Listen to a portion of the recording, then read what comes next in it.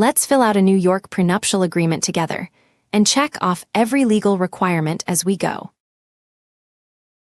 This is New York's prenuptial agreement, the contract a couple signs before marrying to set their own financial rules. On the right is everything New York asks of it. The agreement has to be in writing, and that is the document in front of you.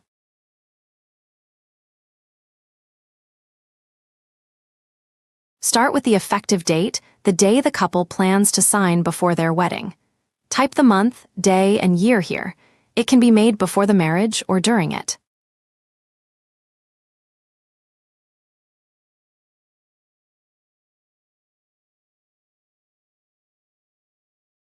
Next, enter each prospective spouse's name and mailing address, exactly as they will appear on the signed pages. The agreement calls them Prospective Spouse 1 and Prospective Spouse 2, names carried through the signature block and the schedules ahead.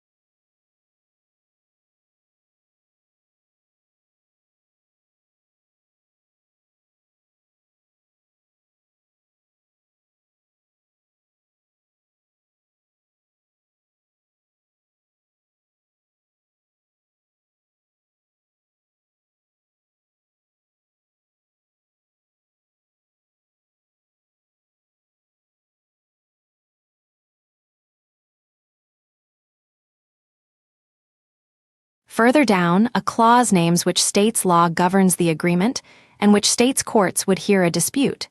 This is a New York agreement, so both blanks say New York. The attached schedule lists each person's finances. Spouse 1's copy shows a bank account, a car, and some jewelry as examples.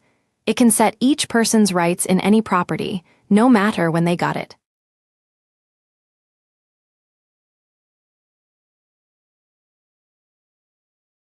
Spouse 2's copy follows the identical layout, with a different sample balance, vehicle, and valuable item. It can require a will or a trust to carry out what the couple agreed.